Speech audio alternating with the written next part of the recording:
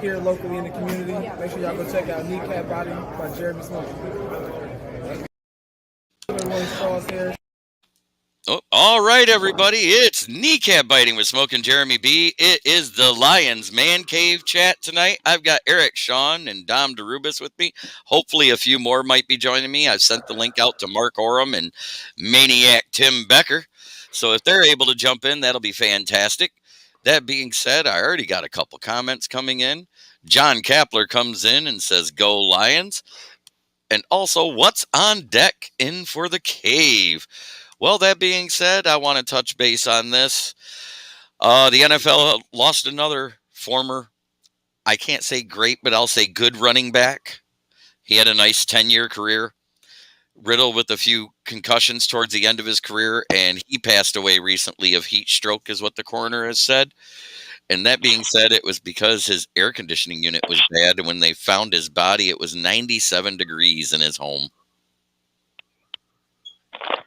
Sad. Very sad for somebody that did a lot. And geez, how old was he? Probably not even 40? Right around 40, 42, right around there. It's sad. You figured he'd jump in the shower or something. Well, when you get used to something, it doesn't bother you as much. And when you're going through heat stroke, you're past that point. You're past the point where the heat bothers you. Yeah, you stop sweating, and that's when it's all bad. So rest in peace. My heart goes out to his family, because that's somebody's kid. That's somebody's brother, sister, cousin. Father too. And a father. I'm sure he's got kids. My condolences to all of them. My heart and prayers with them all. Too young. I don't do the heat, so that scares the crap out of me. And you know, John, I try not to, because back in 2016, I had a heat-induced heart attack. It wasn't a heat stroke. It wasn't heat exhaustion. I walked outside. I smoked a cigarette, partook of a little party flavor, walked back into the air conditioning, said, I don't feel good, and never made it to my couch. Wow. Wayne Shirt pops in and he says, let's go. Yeah, that's right. That being said, let's get into the meats of Lions talk. I did my rest in peace part. It was put on my heart when I read the article, and I thought that was the way to go. 7 more Sundays until the regular season. Which is your can't miss game of the season? Dom, go ahead. It's either week 1, the Eagles, or Buffalo on Thanksgiving, both of which I think we win. Ooh, hot take there. Eric. That's definitely a hot take. Basically, I'm looking more at in-conference rivals in our first game against Green Bay. That's really going to set the barometer of what we're going to do in the conference. Not really sure about the Eagles game, how that's going to go, but I'm not going to do a hot take. We're going to stomp the shit out of them like they did to us the last time. Wayne Shirk likes it. He says, woo, like Ric Flair. And John Kapler talking about heat. The heat wipes me out quick, but let's go Lions. Thoughts and prayers. And Wayne Shark says, it is my favorite sponsorship. This is an FTP Friday, as every Friday is. Fuck the Packers. Fuck the Packers Friday. That's an everyday thing. I saw, I can't even, I don't know if it was anything credible. I think it was an unverified Twitter account, but I saw something, I don't believe it's true, but about the Packers signing Odell Beckham. And I'm like, no, A, he's still a Ram. B, he's going to be out for the first. No, he is a free agent, but the reason why he's a free agent is nobody wants to touch him until he comes back with a healthy physical. And believe it or not, I believe he'll sign with the Rams with a less than market value contract again. Try to get another ring. Can't blame him. Yep, can't blame him. Oh, but the Packers are going to get a ring, right? Oh, that chant is becoming just like the Cowboys fans chant. This is our year.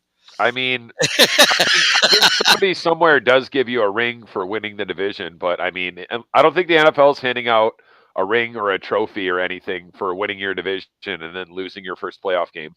No. That being said, my take is my can't miss game of the season is every fucking one of them. I was going to say that too. I plan on streaming every game right here live from my couch.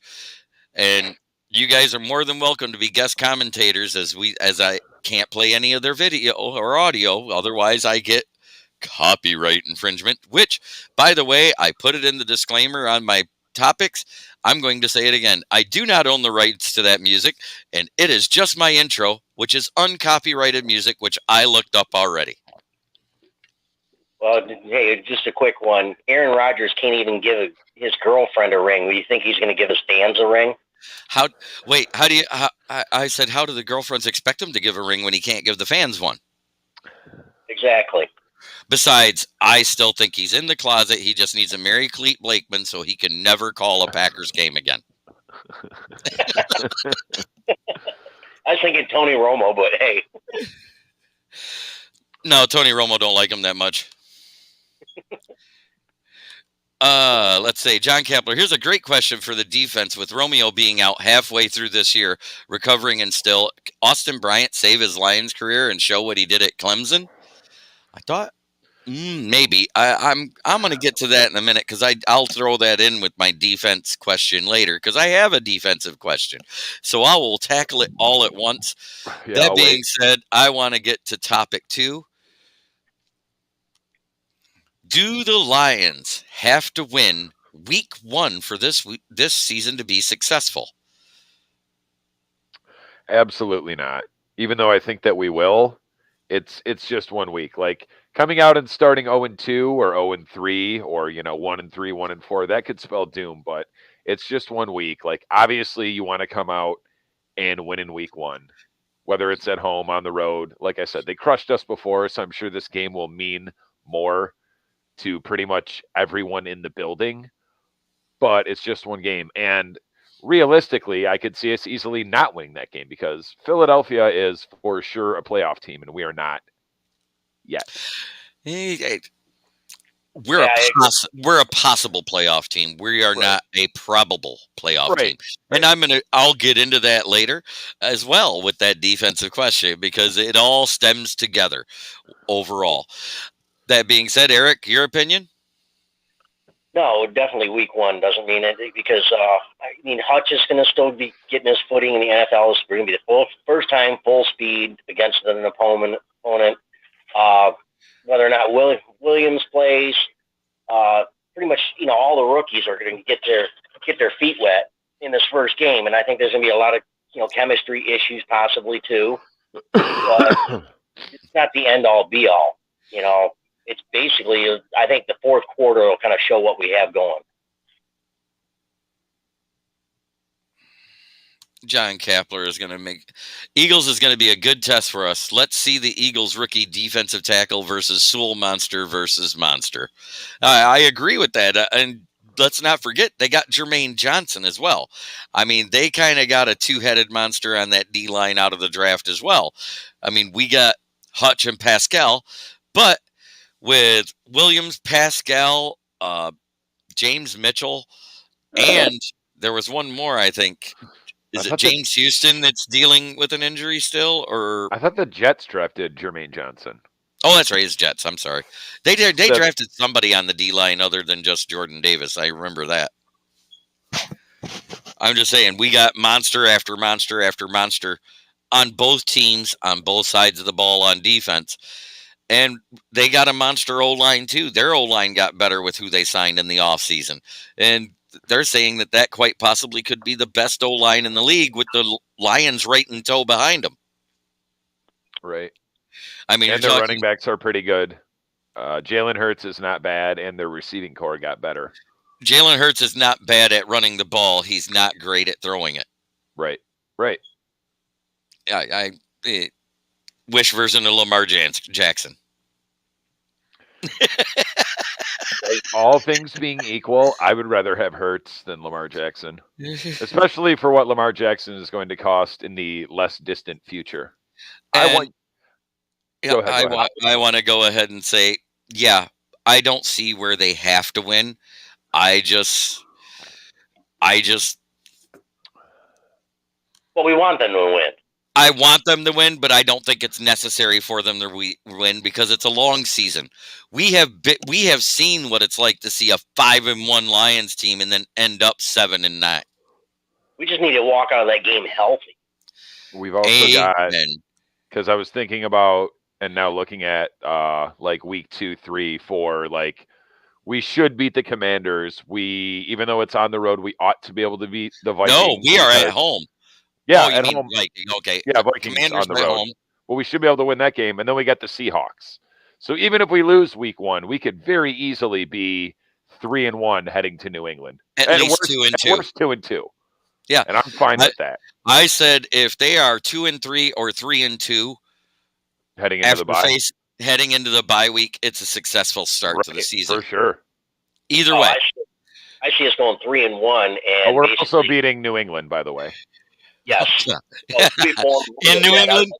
Oof. That's where I was going with that, because by that time Hutchinson's going to have his feet on him, and basically the defense is going to be on, basically all over New England. We probably win week 1, 3, and 5, but then we somehow inexplicably lose to the Commanders and the Seahawks at home in weeks 2 and 4. I don't want to hear such negativity. Shut up. We're going 5-0, baby. No, just kidding. I'm not drinking. Honestly, as time has gone on, I've realized I care less when we lose to the shitty teams. I'd rather beat the good teams. Well, and that that's something I want to touch base on too, real quick. Last season, as bad as it was, we showed up against playoff teams. Literally, historically, best 3-win team as far as winning percentages of the teams that we beat. No 3-win team has ever done that. Not ever. No 3-win team has ever beat both number 1 seeds from their own conference, as well as a team that was in the play and 2 teams in the playoff hunt at the time. Right. And I said it in our preseason predictions when the schedule first came out. I said we're not going to be good. We could be okay, and the less wins we have, the more impressive they will look. And there it was. Yep. Yeah, and we should have beat KC and obviously the Ravens. I mean, really, wow. That's why everyone, including us and the pundits that are actually worth their salt, like I've never seen this much. Forget our fan base, good, bad, or indifferent. The smart ones, the medium ones, the dumb ones. I've never seen this much media hype around a 3-win team in my life. Never. And one of our favorite guys, who I've mentioned already tonight, Big Dan Davis, comes in saying, "We better not lose to Washington in week 2. I'll be at that game." When we broke the streak of losing to Washington, it was a home game in 2017, and I was there. When we broke the streak of losses to the Raiders, I was there. Dan's first game that he ever saw was also our only playoff win in 50 plus years. So we love you, Dan, but fuck you for that. Like, that's not fair. It was like my 5th game. It was like my 5th game or 6th game. It was something like that. I got to see all 8 home games of Barry Sanders' last year. So for that, I feel blessed. Oh, yeah, you're way more blessed than I was, because I only got to see him 3 times. But I did get to see him twice at SVSU when they were practicing in Saginaw. So a total of 5.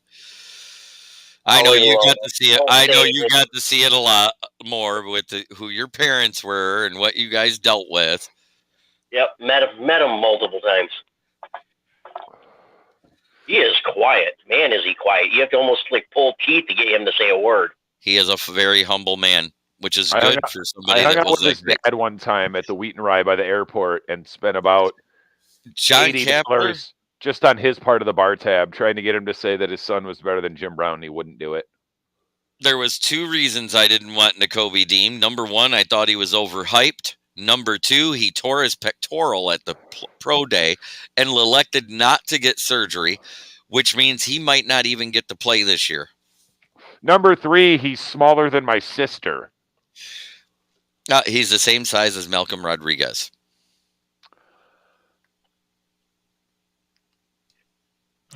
That's true. 5'11" and 230 pounds. I mean, he's a big guy for 5'11". Let's put it that way. I don't think Nakobe Dean's either 5'11" nor 230. I think he's like 5'10", 221 with some lead balls in his socks. And the Aurora Jake D just backed up exactly what I said. We selected the same player in the 6th round. Exactly, and that's why I'm way more okay with. Yeah, that's why I'm high. Rodriguez. I think Rodriguez has a higher upside in the long run. I didn't really want, unless they slipped to somewhere of value. I didn't want any of those Georgia players. Cine maybe, but literally every one of those guys got drafted, and I don't think any of them. I'm not convinced that any of them are a particular individual standout talent. They were a great unit on a great defense. I'll disagree, except for Jordan Davis, who was actually the defensive tackle. He was solid all year for him and had the stats to back it up. He was, but look at the players he was playing around. But that being said, and before anybody says, yeah, but he was only on the field 35% of the time, when the GPS tracking have you averaging an ungodly amount of yards per game versus everybody else on the field off the D-line, that is why he was only able to play 35% of the time. It's because he was gassed. Right.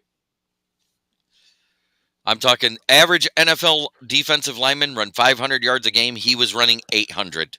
I don't know. As far as Nakobe Dean goes, I remember another undersized Georgia linebacker that we drafted, and everyone thought he was going to be great, and he was the lesser Bailey brother. By the way, shout out to the Bailey parents for naming at least 2 of their children after dogs. Champ and Boss. Do they have another son named Rover? The lesser known brother that never played past high school football, and his name was Fido. I thought it was Scooby. The grandson of Scrappy. Had Rodriguez gone to Bama, he would have been a first-round pick, more than likely.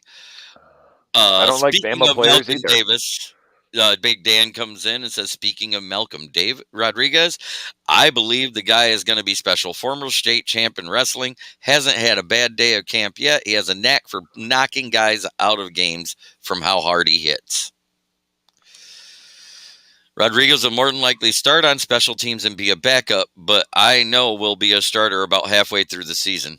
Right. He's going to take Annalise's spot. Yep. I said, what's up, Smokin JB from Steve Bauer? What's up in Flint Town, buddy? That being said, it is time for me to pay some bills. But before I get to that, I am at 123 subscribers, so don't forget to go on to YouTube, like, subscribe, and then share this with all your Lions fan pages you're on or any of your Lions friends. Send them the link individually. Let them check it out. I heard from a guy that's a Ravens fan, and his dad watched 3 videos, and he goes, this guy's spot on with his takes on the Lions. He goes, he seems real smart. I sit there, and I was like, well, thank you. He must have been talking about It's like the lady. It's like the lady one booth over at Brands. Oh my God, that was great. Dom came down to get some tires from me, and this lady was in the next booth. And we get done with the podcast. Dom walks in, and I'm starting to pack up the stuff. She goes, "You talk football?" I was like, "Yeah." So you got a podcast. She goes, she's like, your voice is so soothing. Right. And she literally subscribed to the channel. She watches every show. She doesn't watch it live. She watches it when she can. But it's because she runs a at-risk youth home for boys, and they want her to learn football. So she's learning about Lions football through me. Nice. And Roar at JD, he hasn't watched you enough, LOL. Comments like that may just keep you as a viewer, Jake. John Kapler says, I hope Jalen Carter, the DT from Georgia, slips in the draft to us at 8 or 9 this year. The DT room is set. Have a monster D-line. We can rotate these in and stay fresh killers. I don't think we'll be picking at 8 or 9 this year. Right. No, I doubt it. With I where mean, I see it unless- falling, I think unless everybody else is playing so good that's where we fall with 7 or 8 wins. But I don't see that happening. Unless there's a couple, I mean, invariably there will be a couple 2-3 win teams. We could be picking in there if like 10, 12 teams are bunched in at like 6 or 7 wins. Because we might only get 7 wins. And if we do, like, I'm probably not mad about it. And I'm guessing something will have had to have happened with a key player getting hurt for us to only get 7 wins. John Kapler says, I love that. Prayers for her and the boys. She's doing something great in the world. Absolutely. I mean, basically, she's probably working for one of those halfway homes for the kids' parents couldn't control. Well, you can't forget we also do have a second first-round pick from the Rams. If, say, something, I'm not wishing for this. I'm not wishing for this. Stafford breaks his back again trying to carry the team in week 6, and they fall apart. Exactly. I mean, every quarterback's one injury away from, basically the season being over. And they have nothing in the arsenal, just like we don't have anything in the arsenal. Not as a backup. No, they got John Wolford. The Rams are going to finish 3rd in the conference. We sneak into the playoffs at 6 after Green Bay gives us a walkover win. Or Green Bay finishes 3rd, and we either march into Lambeau and beat them, or we march into SoFi and beat the Rams. That being said, it is time to pay the bills. Oh, let's see. Where is it at? Come on. I hate when my little banner just goes away. A1 Tire and Auto Repair. 3 locations to serve you. Saginaw City on Genesee, Bay City on Broadway where I work, and Cuckolin on Old Cuckolin Road. Check us out. We have great tires at great prices, whether new or used. Both. And Dan Landers, Mad Labs Custom Creations.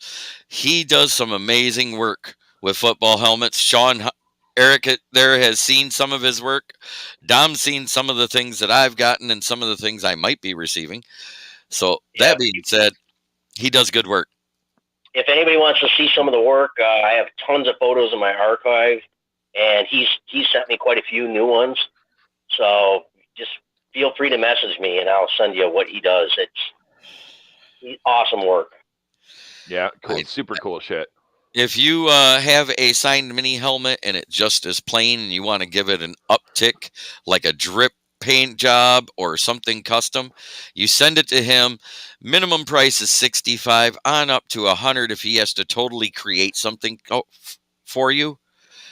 And he'll do it without damaging the signature on the memorabilia. That's the amazing thing. And I'm quite sure he'd love to work on a full-size helmet versus a mini helmet. Yeah. That's what I'm thinking about. What could he do with a larger canvas, so to speak? Right. Well, I hooked him up with a friend of mine. I mean, yeah, you know about that, Jeremy. A guy named Steve Strickland. I need to get him on this.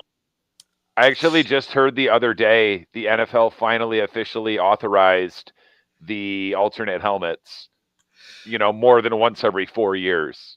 Right. It's supposed to be every 2 now they can change the alternate helmet. Just the fact that they can have them with some alternate uniforms. Just don't bring back the black ones. We don't like those that much. If it's the black ones I showed you, I love those. Black with just blue would be cool. Yeah, that's what I was talking about. Those black ones with the blue, no silver, blacked out helmet with an outlined lion. Yeah, just in blue.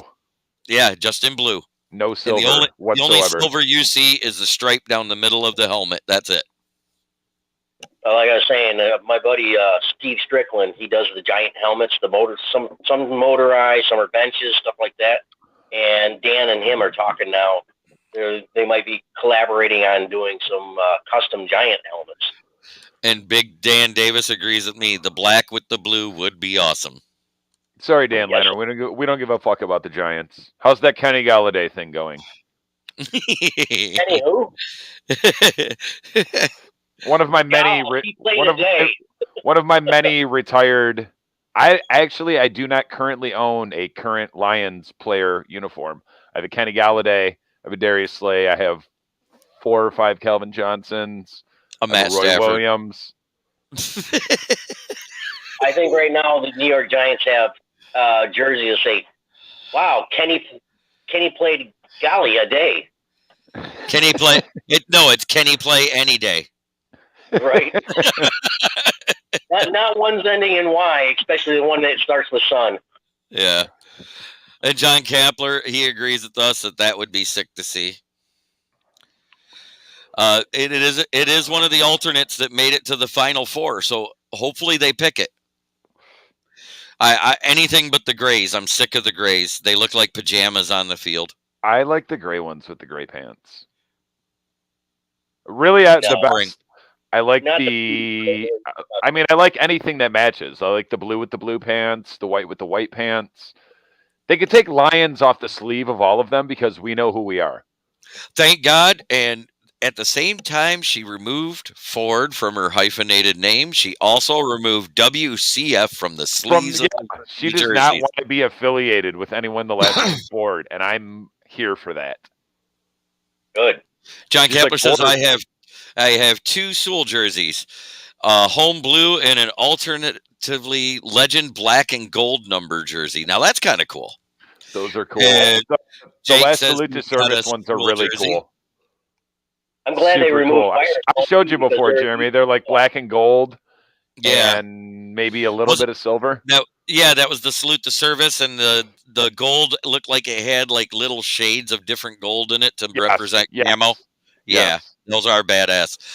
Big Dan Davis, for the Giants, their first-round pick from a year ago. Kadarius Toney healthy yet? Yeah, he's healthy, but he didn't pick up his playbook till the 3rd day of OTAs. I was going to say, he's still Kadarius Toney.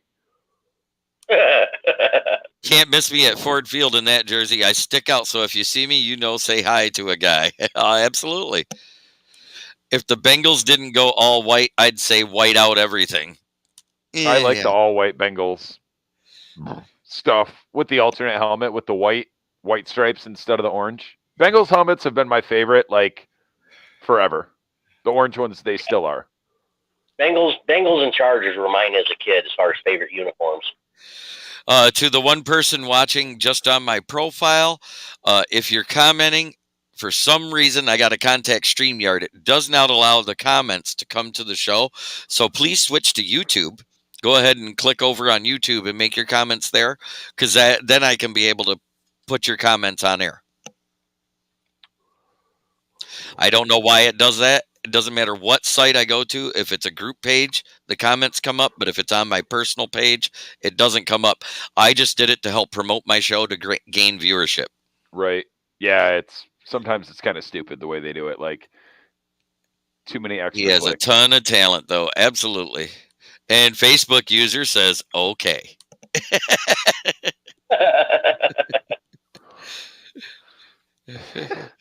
So for the first time in the last 6 shows that I've been doing it on my profile, a comment came across. Eric Shaw knows because he's been mad when he hasn't been able to be on the show and his comments wouldn't show up. I remember I read one of them. This is stupid. I'm getting off here. I mean, the show was great, but it's like, man, I had some great one-liners in there. So did other people. We were all cracking up, and it was like, what the heck? It's like nobody's noticing anything. So one of these days, I am going to do a show for my dad's little man cave, a.k.a. his shed. So your dad's going to do the show. So my dad can be on the show. Yeah, he's going to do the show. You know that. Your dad cracks me the hell up. Oh, he's a blast. Hey, Crazy Ken, if you're out there, chime in. We've been waiting for you.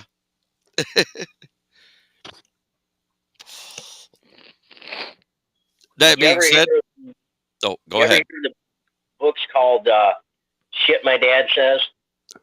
Yeah, that should be one I invest in for my dad and just write everything down and put it in one of those books.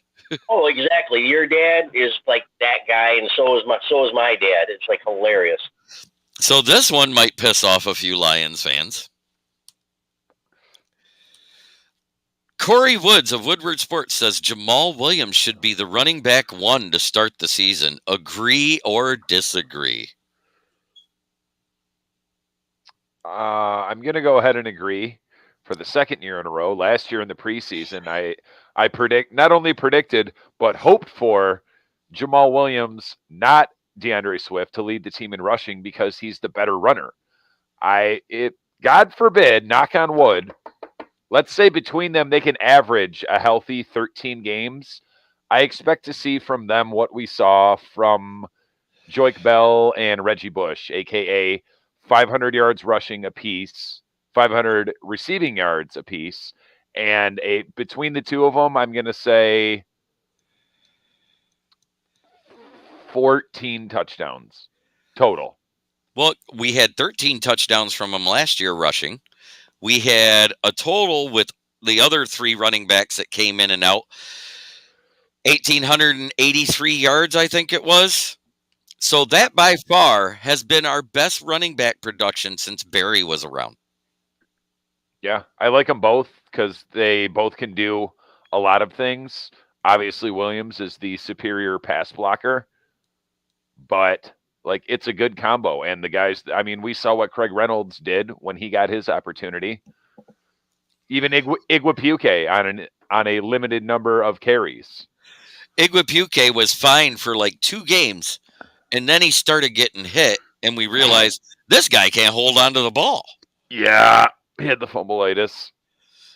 And John Kapler says whoever is the better running back and helps us to run the ball to wins. You know what? They're both going to help because Jamal Williams slimmed down. DeAndre Swift bulked up.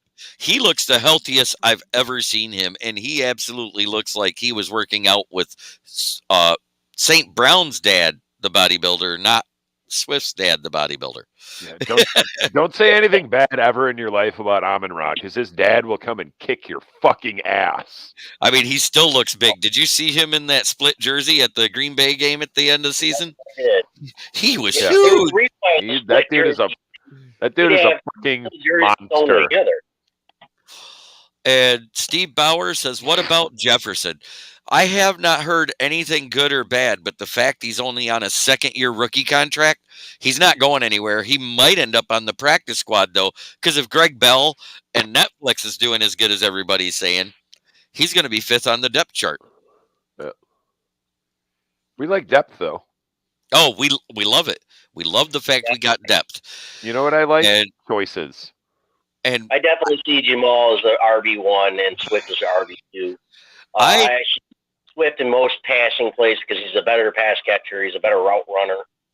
So, yeah, I definitely see that. And honestly, my prediction is probably more around 800 to 900 yards from Jamal and then like 5 to 6 from Swift. Right. But you'll see Swift with like probably 800 receiving yards and Williams will have 400, 500 maybe.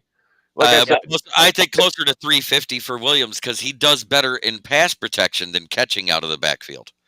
True. Which means, that's why I said this last year, and I still say it. They should do the 3-headed running back monster, the full house formation made popular by Joe Pa Paterno. You put Swift on one side, Williams on the other, and Reynolds up the middle. You let Williams block on a play action pass and let the other two go out for passes. Yep, exactly. It's like I'd say like a 3rd and 3 situation. I see both Williams and Swift being on the field. Yeah, the pro set. Yeah. For like parts of games for a few weeks, the Lions are running the pro set with Reggie Bush and Joik Bell, and I fucking loved it. And I think they actually ran it a couple of times last year. Once the running game started to pick up, and it was doing good, but it wasn't with Swift and Williams on the field. It was with Kabinda and Reynolds. Right.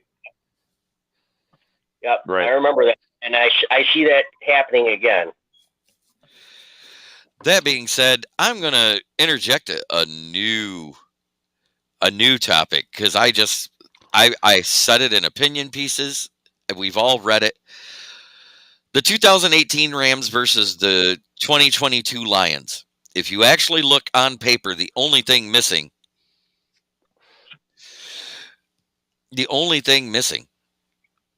is a Todd Gurley type of running back. We don't have that on the roster.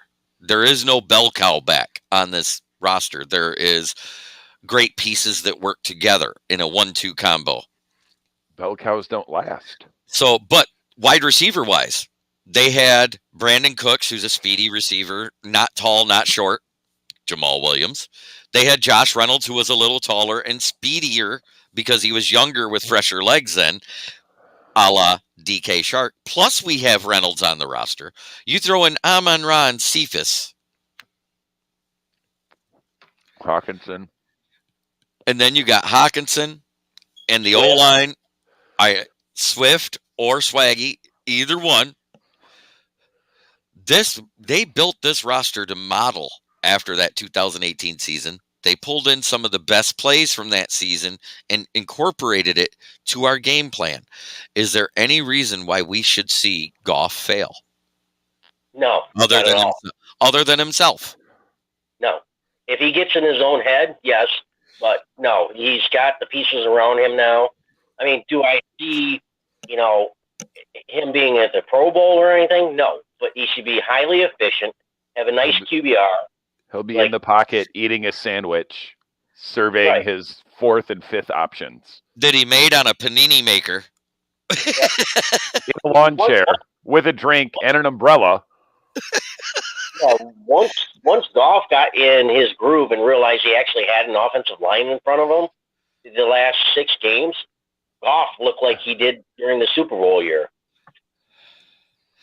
And Big Dan Davis says, and also I would like to add, with our improvement in the wide receiver room, I expect TJ Hawkinson to have a breakout season. He won't be covered like flies on shit anymore. Melted cheese. Facebook user says, you think we're going to put 3 running backs on the field? Okay. No, the full house formation is 3 running backs on the field at the same time, is what I'm saying.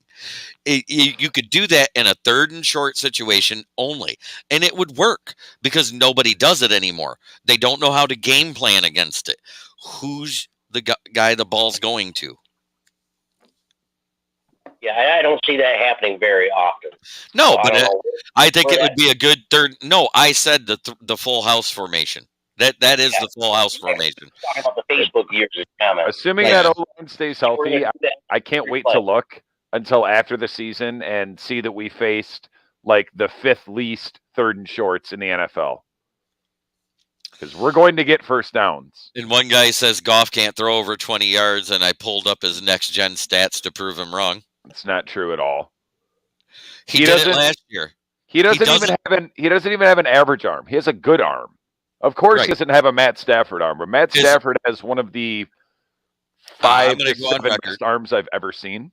In the last 5 years, his longest pass through the air was to Brandon Cooks, and it was on that Monday Night Football game versus the Chiefs, and it was 54.8 yards in the air. He can throw. He doesn't have a Stafford arm or a Brett Favre arm. Or an Aaron Rodgers arm, even. He has an average arm in the NFL, which means every now and then he can air it out. Above average. He's above average here. He has a Peyton Manning arm. Peyton Manning never threw that deep. Yeah, no, he didn't have a rocket either. Nope. No, he was just efficient. Tom Brady hardly ever that deep. Until Brady got to the Bucs, he didn't throw deep except with Randy Moss.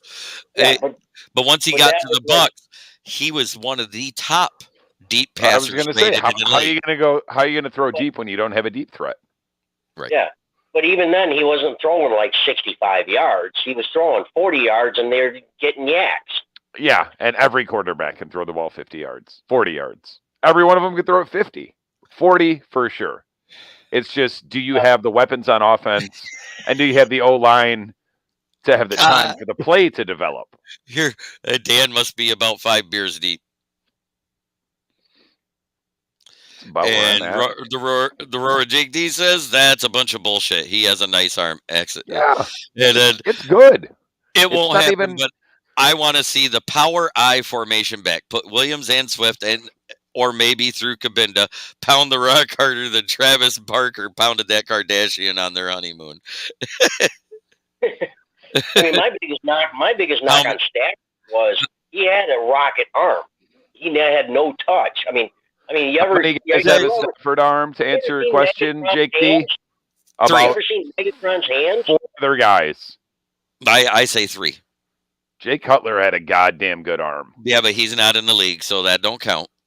Oh, in the league right now? In the league right now, it's Josh Allen, Pat Mahomes. And if you listen to all the pundits, the guy that has just as strong an arm but no accuracy, he's the 3rd-string quarterback for the Titans, Malik Willis. Yeah. I mean, this is the reason why Matt Stafford and Clayton Kershaw went to high school together, both pitchers. They only knew how to throw 94 miles an hour. Stafford was the catcher. Stafford didn't develop touch until last year. Stafford was a catcher. He wasn't even a pitcher then. But he did pitch it sometimes. He had, I think, 5 games his senior season where he pitched because everybody was pretty much used up and they were the games that they were expected to win. That being said, Stafford developed touch after Caldwell was gone. He had more touch in the Patricia era than he ever had before that. Yeah, because he had nobody. That's why he started doing this and this and this. You say he has nobody to throw to, but his stats actually got better. He had a better completion percentage, less INTs versus touchdowns. They weren't throwing like nearly as much, at least especially not deep or anything else like that. I mean, that was Megatron's biggest thing when I talked to him. Is like Matt Stafford's one of the best quarterbacks that he's ever seen, but he's like, man, like 5 yards out, he threw it just as hard as if I was 50 yards out. I understand that, but that went away after Calvin Johnson went away. Yeah. I'm saying he had to change because he didn't have a guy with that sure of hands. Golden Tate did say he was one of the best quarterbacks he ever played with. And it's proven in his stats. I was going to say, talk to Golden Tate about his stats pre and post Lions. Yep. They're virtually non-existent. He may have been underutilized in Seattle. Then he got here and went 1,000, 985. And then 1,100. Right.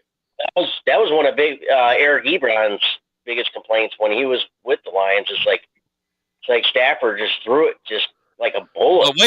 But Eric Ebron couldn't catch a cold with a cold catching machine. But he was an All-Pro once he left. Yeah, with Andrew Luck. Yeah, because Andrew Luck 100,000 red zone targets, and he still dropped 30 of them. Right.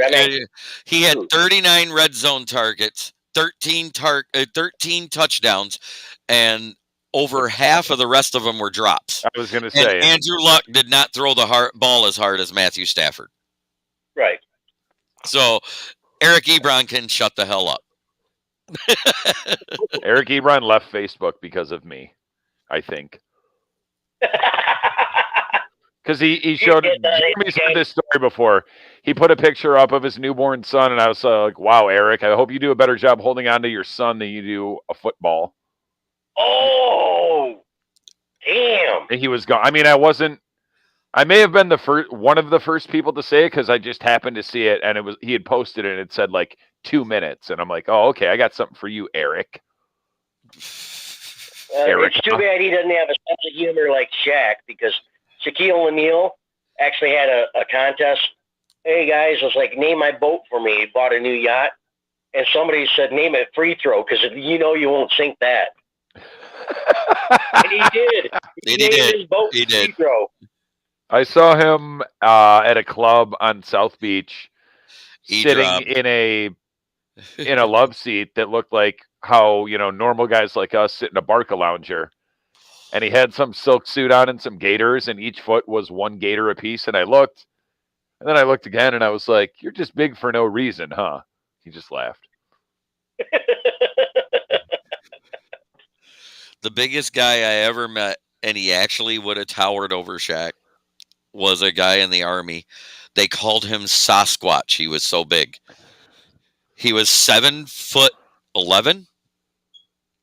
Oh, yes, 7'11". He wore a 22 Triple E shoe.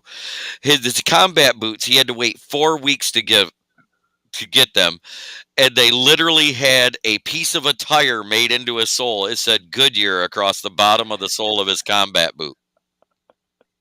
I mean, Shaq wore like 20s, I think. I think I'd rather have a bunch of like short people like me at 5'6" in the military than somebody like that. Like, And he joined the infantry. He joined the infantry. I said, you know what you are? You are the tank. You lead the way and block for everybody else. Wear bulletproof vest. It's called human shield. Yeah. Dress them up in like 3 layers of Kevlar and have them walk in front of everybody. And John Kepler said, good God. If that guy could catch a football, imagine what he'd be like as a tight end. He'd walk to the end zone. 3 strides goes 20 yards. Right. He's got all 11 guys on him. He's just walking like he's taking a stroll in the park. I said, so you're the one from that video that looks legit, right? Like in Ndamukong Suh when he had that interception. You understood the question there, right? You understood that question. You're the one from the video that looks legit. Talking about Sasquatch. Oh. That and being now, said, our new sponsor, Jack's Links. Gotta eat. Messing with Sasquatch. All right, my last one. The scoring defense was 31st last season and 32nd in 2020. By yardage, they were 28th overall, and again 32nd in 2020. The 2020 season was so historically bad on defense that the Jags and the Texans, with one more game, couldn't break the record. Yeah, it was worse than the 08 winless season. Yes. That being said, barring injury, where do you want them to rank this year to be considered successful as a defense? 25th. Because we said this last year going into the season, we were worst. We both said if we can finish 28th or 27th, that's success. We're just moving up. We're getting into the middle. Because I think our offense, again, barring injury, if we're not a top half offense, something went wrong, aka Goff regressed. Yeah, because we didn't even step back as much as I thought we would last year on offense, because the running game produced better than we predicted. We have weapons, and we have weapons. A great O-line. Like if the O-line stays healthy, we could succeed. Like, let's say everyone and their brother didn't get hurt last year instead of just the wide receivers and tight ends or just the O-line. If we had a healthy O-line last year, it wouldn't have mattered all the injuries we had at wide receiver and tight end. No, because we'd have been running the ball. We'd have been running the ball more. I think that's why Goff struggles to get to 4,000 yards. Maybe not even 3,500 because we ran the ball for 2,100 yards. Right. I'm all for it. The defense has got to be good enough to allow us to continue running the ball in the third and fourth quarter, though. John Kapler says 24th. That's right in that area. I'm going to make a hot take on this one. I'm going to actually say 18 to 20. I was going to say he's going to say 18. Yeah, I had that feeling too. Fire. But I mean, if our defense is that good, our offense could potentially be top 10. And now we're talking about that ceiling of 10 wins and we make the play. If we finish with the 24th defense and like I said, the offense should be top half. If our defense is that not terrible, we could be like the 11th or 12th ranked offense. And we're making the playoffs. You're making the playoffs with a defense that's not terrible and an offense that's good. If you get to the top 20 and your offense goes better. Yeah, because if you're in the 20, you're basically in the middle. That's between, 14 and 18. That's the middle. I could see it. It's helped. But I say this every year. Here's my reasoning for 18 to 20. Our offensive line is going to start the season healthy. The run game is going to be much better, so we're actually going to basically eat more clock time than we did last year. Our opponents had more clock time than we did, so we're going to keep them off the field. And so we're going to be eating up yardage, not big gains all the time and have to score in, a minute. I see it now. I see your reasoning. Yep. And so also, and our defense is going to be a lot more fresh because they're not on the field as much as they were last year. So that's why I'm saying the 18 to 24 because, or 18 to 20. Because the defense is only on the field for 28 minutes instead of 37. If you remember last year we were a mash unit. We were a total mash unit. And that's where I'm going with this. I mean, your grandmother was probably out on the field last year. You just didn't recognize her wearing a Lions jersey. That being said, that's why I'm going to go with this. Think about this. Last year, for the first half of the season, we were 32nd overall. That being said, we raised up to the 28th in yardage. And that was in the last, 9 games? Yes, 9 to 6 games, whatever. Oh, no, our defense even played better in the games we lost then, is what during that period after the play calling change. Because they weren't on the field as much. Our time of possession got a little more closer to even at that point. That is why we won more than we lost with Goff throwing, because the offense was on the field more than the defense at the latter half of the season. Yep. That being said, if you look at it, our defense probably was closer to 22 for the last half of the season versus 32, which is how we ended up at 28.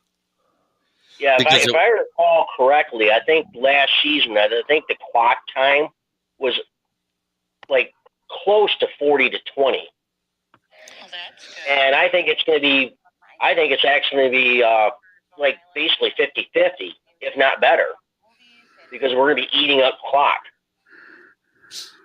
And they can't score if they don't have the ball. Steve Bauer says, I think our defense could really surprise people. I've said that too. Big Dan Davis, I have said it before, but if this team can stay relatively healthy and not get ravaged by the injury bug, with very few to no key injuries, I believe this team easily wins 10 games. Health is the key. This is how we win 10 games. We're going to be in closer with a lot of games and actually able to finish them because we actually got weapons on the roster. We are going to be dominating the time of possession because we're going to be running the ball more. Because if our O-line stays healthy, they don't have to pass it every down. But once Williams comes back, who are you double covering? Hawkinson, Williams, Shark, or Swift? Pick your poison. Go ahead and double cover Hawkinson because he had the best contested catch rate of all tight ends in the last 2 years. Yeah. Yeah. Somebody's going to be open. Right. I'm just saying that you won't be able to do that, especially if you throw in Amon-Ra, who runs routes and gets separation great the way he does it, because he has a great burst, not because he has great speed. Cephas runs excellent routes where he gets separation for the same thing. He has a nice first step and a great burst, but not great top-end speed.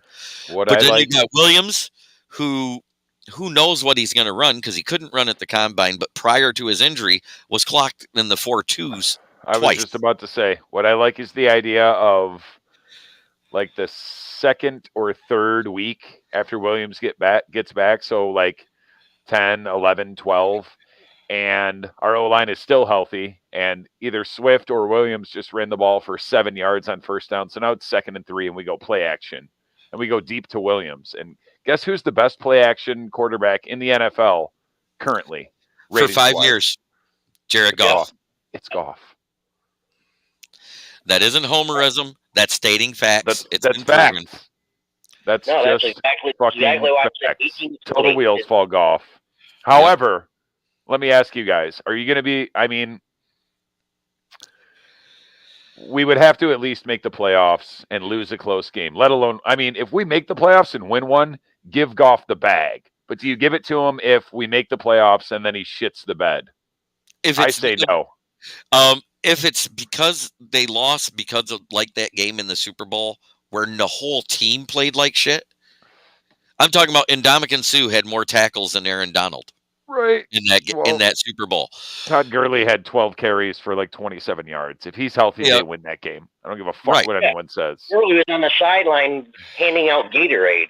It wasn't even a great defensive game. It was just sloppy and like just subpar play but like not a ton of turnovers. So you can't say it was on.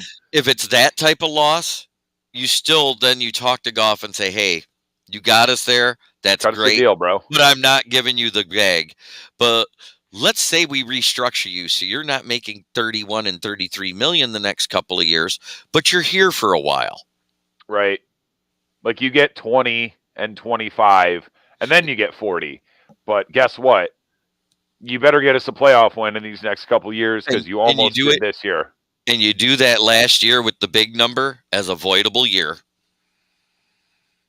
Okay, I'm going to say something right now. You get us a playoff win in the next couple of years. If you don't get us far in the playoffs in the next couple of years, I'm sorry, but this team is like built for 2024. I think that's built for not this season, but next season. Well, next season to be extremely dangerous and screw up everybody's life. I hope Goff and Campbell are still here. I don't think Super Bowl yet. I think NFC Championship game. Well, here's the thing. Aaron Rodgers is either going to retire or leave Green Bay. Tom Brady is either going to retire or leave Tampa. What's left in the NFC that we're really worried about? Stafford and the Rams, that's about it. Yeah, it's not even just about the quarterback, because obviously if it was just about a quarterback, Goff wouldn't be the first one in the conversation. Now look, here's Ultimately the thing. it is, though, because unless you have the Baltimore Ravens defense, you need a good quarterback to win a Super Bowl. You do. Right.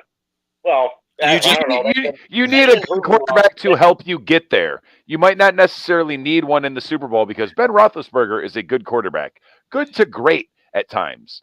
The 2 rings that he won, he played like absolute garbage. He is James Stricker. He is the best at play action in the NFL, is what we said. That's not a boast. That's not anything. Yeah. Go look it up. He's rated as the number 1 play action passer. Go look up his passer rating, James Stricker. It's at the top. Yep. It is definitely the top. And now we finally have what he had for all those years with the Rams, a good O-line. The running backs don't matter. When your O-line's that good, the running backs don't matter. You know who will tell you that? Emmitt Smith. Ezekiel Elliott his first 2 or 3 years. If the holes are as wide as, a 4-lane highway, 696 at 3 a.m. on a Tuesday, you're going to get closer to 5 yards a carry than 4. And guess what? If you get 4.5 and 4.5 on those first 2 carries, now it's 3rd and 1 or inches. And you still go fucking play action and go deep. Yeah, because both of them last year, Swift and Swaggy. Swift averaged 4.2 because he had 16 less carries and 13 more yards. Yep. Swaggy had 4.1, but only 13 less yards. With never anything better than 60% of our starting O-line. Yep. And we've never seen this O-line play one goddamn snap together. I can't wait. In the regular season. We had Hawkeye, Pierce, and Houlihan on the line. Hawkeye, Pearson, Vaitai is our worst O-lineman, and he's not that bad. He's actually in the top half for right guards in the NFL. Yep. It helps when you're surrounded by talent.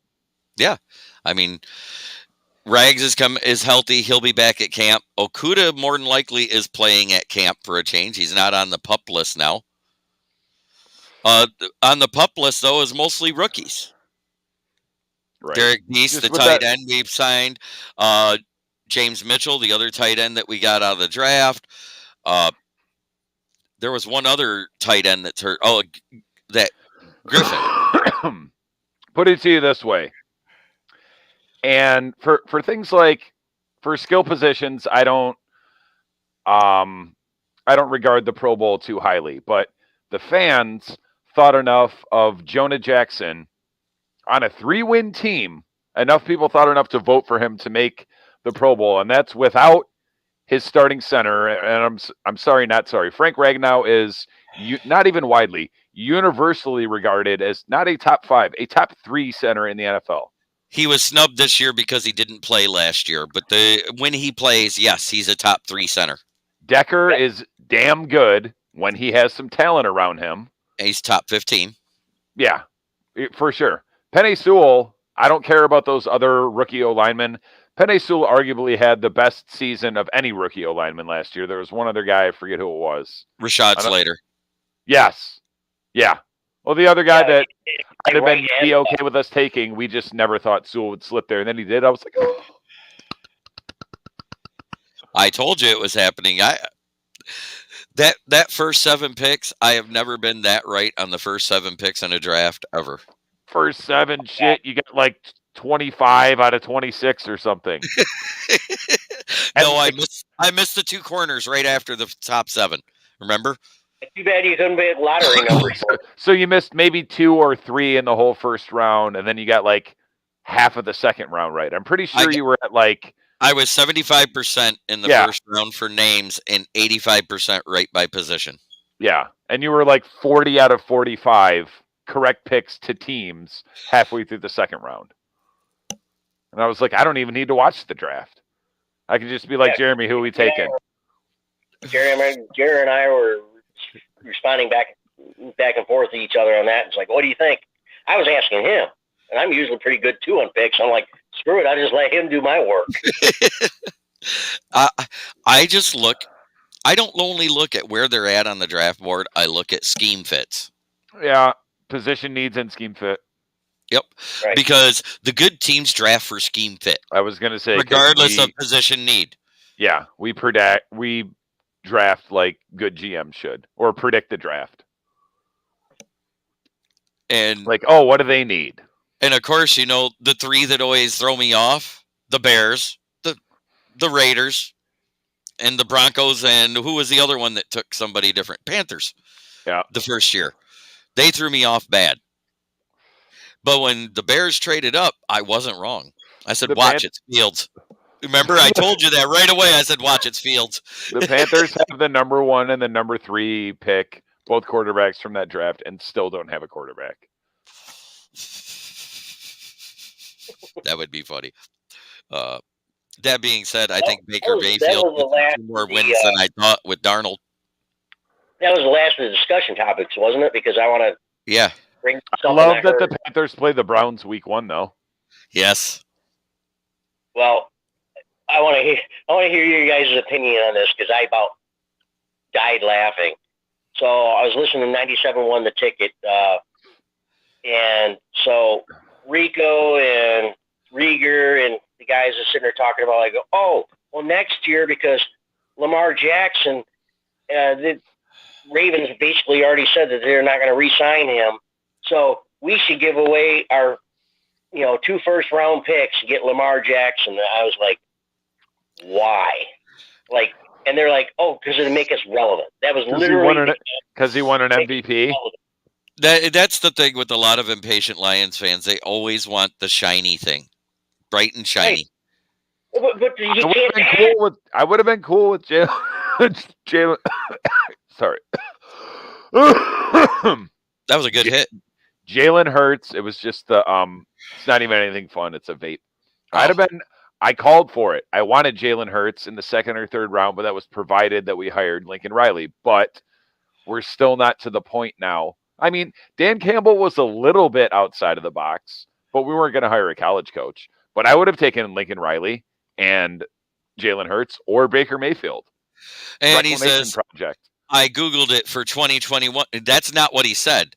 If you talk about his entire career for the last 5 years, as a whole, Jared Goff is the best play-action passer for the last 5 years combined. Yeah, and guess what? Outside of the top 8 last year, still number 1 for the last 5 years combined. Yep. So he had an off year, and he's still the best. And John Kempler says, hell no, we should not give any picks for a vet. No picks for a player. Keep our draft picks. I was on the trade Stafford to the Oakland Raiders at the time for Derek Carr and 3 first-round picks. Yeah, I mean, that would have been amazing. Still take Derek Carr right now because he's the only player in the NFL that's that clutch, not named John Matthew Stafford.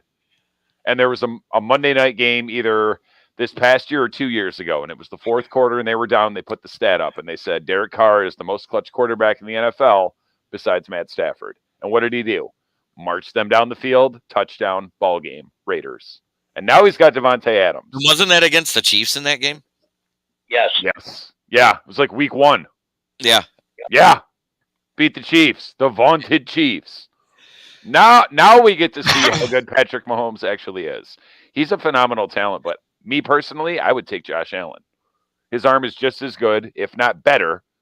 He's bigger, stronger, faster. Big Dan Davis. Anyone looking forward to the Lions at Panthers Christmas Eve? The Lions get to beat up on Baker Mayfield. I'm looking forward to that. Hutch with at least 3 sacks in that game. I'm 95% sure going to that game. Cool. Yeah, I have friends. And like the thing is, I looked at, well, I don't know, a couple months ago, I looked at, maybe I didn't click enough clicks, but like round trip plane tickets to Carolina in that time frame, they're like $500. And I'm like, no. So I'm looking yesterday and I'm like, okay, I found a one-way flight back from Charlotte early on Christmas morning. And then I was just going to take a rental car and drive down because I was going to meander my way. I've got a bunch of people in North Carolina. Rental cars, granted, it's been a few years since I rented a car, but they've went from, for the cheapest one, like a Nissan Sentra, used to be like $42. It's like $90. Right. Plus a minimum of $100 in gas. You're already at $3 something plus the flight. Then I actually went and looked and clicked all the way through. I found round trip tickets for like $340. I would say you can find them. It's just they may not be with a big name airline. Right. So yeah, I'll fly down like Thursday and then fly so home. You're gonna ride down with JetBlue and feed the sharks. Mm-hmm. Whatever it takes for me to get there. I'm kind of bummed because my friend that I'm going to stay with, she used to live right downtown in like a high-rise condo that's like a 3-minute walk to the Panthers Stadium. Like you could almost see it when she like panned out and zoomed in. Like you could see the corner of the stadium like from her condo. But now cool. Even still, she's like 15 minutes away. Right. And I'm like, are you going to be cool if I crash there that night and just fly? Like, I'm not going to make you get up at 4 a.m. to get me to the airport by 6 so I can fly home at 7. I'm like, I can just take an Uber, no big deal. Just go, yeah, you can stay. It's cool. So yeah, I'm going to go do that. That's awesome. I might, not even might. I do have the hookup on some free tickets throughout the season. Like I probably can't get 4, but I can get 2 to, like probably Seattle, the Jaguars games at home as well, right? Yep. Yeah. I'll put the order in and just bring your ass, Jeremy. You got it. Oh yeah. I'm not going. That means I'm coming down Saturday night to stay the night, and we'll do a pregame show. I'm not going to home games unless people are coming from out of town, ish. So you let me know if you get them, and I'm there. How's that? And I'll pay my share. I'll pay my share. Sounds good. I mean, if the tickets are free, they're free. Okay, right. But I'm just saying we still got to pay for parking because I'm not parking a mile away. That's fine. Be right back. So you get the tickets and I'll pay for parking. How's that? Works for me. I'm there. Whatever games you can get for free. I want to go to that Philly game, but I'm not just going to go unless people are coming from out of town. Well, like James talking about coming, and I'm like, I'm coming down, but I want to just do the pregame show at the tailgate party. Yeah, with the Blue I was Crew. going to say, we talked about that. I don't care about going to the game. No. You want to do that with me? For sure. 100%. And I got Mark Oram said he's going to be there, and I'm quite sure there'll be more. And we're going to interview a few of those guys like Tej Washko and the Crack Man. And I was going to say it'd be awesome to just be down there in Eastern Market. Yes. With hundreds and of I'm bringing my swimming trunks because I'm getting in that hot tub with the babes. Hell yeah. Hell yes. And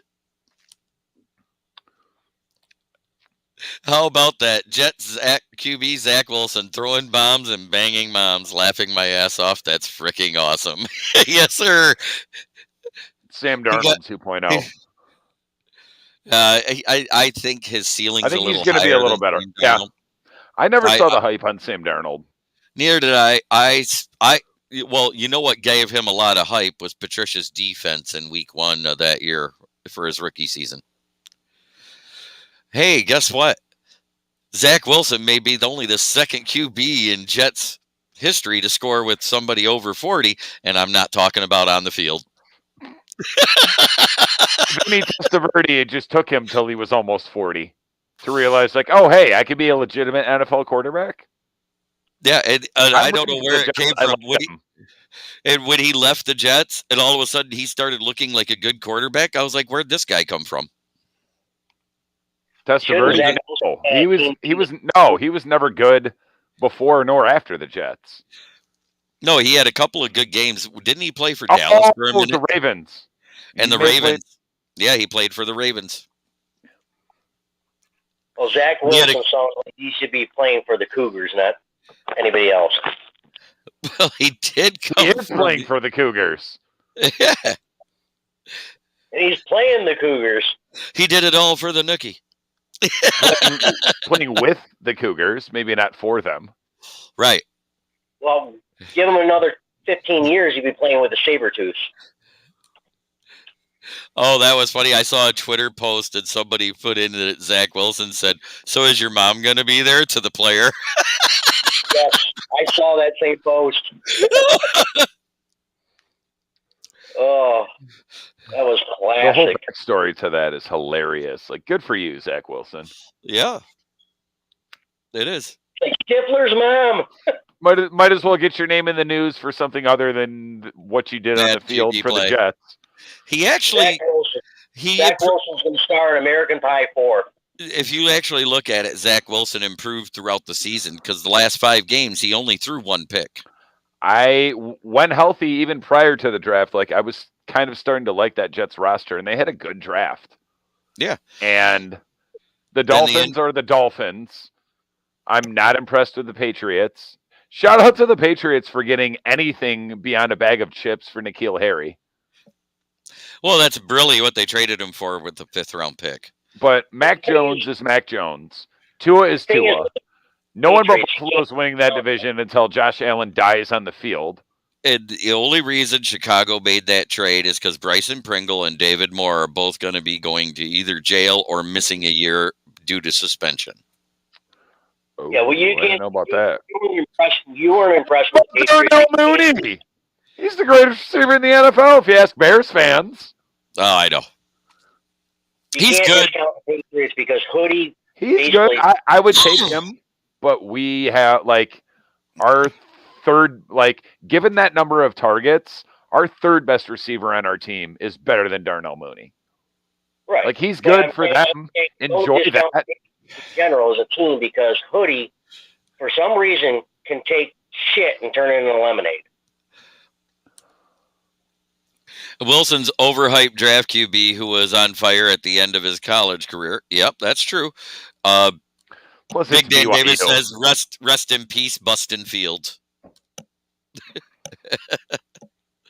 Yeah, because I love the fact that we don't play Chicago. I wish we played Chicago week 1 so that Hutchinson could have 6 sacks and end fucking Fields' career. I love the fact that it's after the bye week because then Aiden Hutchinson's up to speed and can kill him. Right. And he's just been looking at film of him.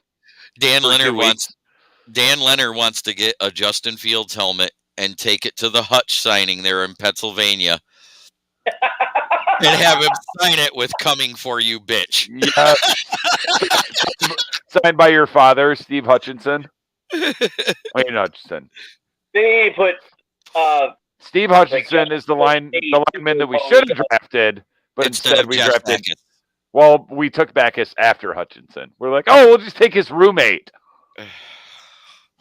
Which, for the first 5 years, was abysmal, but the last 5 years was okay until he broke his arm.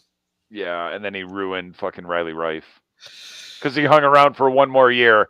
Right when we made that draft pick, I was like, Riley Rife needs to walk into OTAs and be like, don't fucking talk to me, Jeffrey. And as much as I hate to say it, the Dolphins ruined Jake Long. Yeah. Yes, they did. Yep, they certainly did. And Charles McLean says, with the first pick in the 2023 NFL draft, the Bears draft QB Bryce Young, Alabama, because there's no way they do the OSU quarterback experiment again if they have That's the first possible. And I said it when they drafted him. I said Justin Fields, regardless of the cap implications, because it's punitive, like money-wise, to trade a quarter or anyone on their rookie contract. I don't think Justin Fields makes it through his rookie contract. And he'll go somewhere and be a backup and then come out and be fine. Or they draft someone and they let him sit on the bench for a year so they don't have to trade him and take that cap hit. Right. I think that's more likely than anything. New GM, new head coach. They have their own system and they want their guy. Rest in peace, Bears fans, because if Justin Fields goes down, you've got Nathan Peterman. Oh, he's the backup? He's the backup because Foles is now a Colt. And Big Dan Davis says, I will laugh my fucking ass off if the Bears take another OSU QB and CJ Stroud. You and every other NFC North fan in general. The Bears arguably are worse than us at drafting quarterbacks, and that's saying something. Yeah, well, at least we had one for 12 years. I don't blame Joey. It was not his fault. No, he was thrown into a bad situation. Yeah. They let Johnny Morton, like we had no other receivers, and we're like, oh, we're going to draft a quarterback, but we're still going to let Johnny Morton walk. And Johnny Morton would have happily stayed. He was the one defending us for those first, because it was the 2-14 year. You're not wrong, Charles McLean. Fields was drafted for Nagy's offense. Nagy thought he was Mahomes, who Nagy coached. He's right. That is what he thought. Because he had a big arm and he was mobile. Well, the thing is, like, Fields probably could have been successful on other teams, but not They have Chicago. no line. Yeah, And exactly. He can't read a defense, period. He definitely can't read a defense in 2 seconds. I saw a Bears fan say, oh, Fields is looking good against our defense in OTAs. I said, yeah, it's your defense. Right. It's like that idiot who said Velus Jones was going to be the offensive rookie of the year. I said, not with Justin Fields throwing to him, not with that O-line. Oh, I forgot they got Velus Jones, yeah. Or Velus, or however you say it. Sweet, track star. All fans get ridiculous. Which means he's going to run down the field, and Fields will still somehow overthrow him or underthrow him. Also known as the Malik Willis overthrow. Oh, right. He just led him too far. Yeah, that's what it was. He missed him by 4 yards, but he led him just a little too far. Right. Well, at least he could throw it that far. Right. Well, guys, it's been real. It's been a blast. I appreciate all of you that it's been in the comments. Oh, wait. Do you know who that was that said that? But my question is, how many OSU QBs have been successful in the NFL? As many of us that are in this room in the NFL. There was one that was responsible for the 3 wins they had in the year they lost to us, our inaugural year of being in the NFL when the Lions won the championship. Wow, that far back. I mean, Pryor was a good wide receiver for 1 year. Yeah, he was a great wide receiver for the Browns for that 1 year. What's his name? Troy Smith? He was a decent backup for the Ravens. Yeah, none of them. The one that I remember is Art Schleister with the degenerate Art Schleister. That's your answer. Yeah. Yep, Art Schleister led the Detroit Drive to 3 Arena Bowl titles. Yep. So that's your answer. Young would have been a good quarterback, except for he was into the drugs. But in the NFL, it's zero. None. Yeah. Terrell Pryor as a wide receiver. He's the best one. Vince Young went to a Pro Bowl, and he was also Rookie of the Year. I mean, he had a career waiting for him. He just couldn't stay away from the crack. We have all been on this bandwagon ever since we saw the PFF O-line and wide receiver rankings. We sweep the Bears. We get swept by the Bears and sweep. No, it's not happening 2 years in a row. We're sweeping the Packers, but we're getting swept by the Bears, going 1-1 against the Vikings. We might go 2-0 against the Vikings. No, we're sweeping the Bears. We're going split with the others. Yep. No, 4-2 in the division. Peterman's going to come out there and look like Mitch Trubisky against the Lions. Stop it. It's physically impossible for Peterman to do that. But go look at Mitch Trubisky's numbers against the Lions. I know he looked like an all-pro, but you got to admit our defense was getting worse each year he was here. He also had an offensive line back then. True. Yeah. OSU faithful has been saying that Burrow is an OSU QB. I said, yeah, he was an OSU QB that never played for him, so he left to go where he could play because he knew he was better than all of them.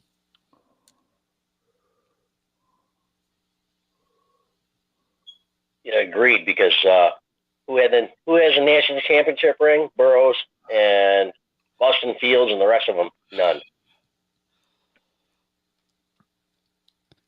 That being said, it's been a great night.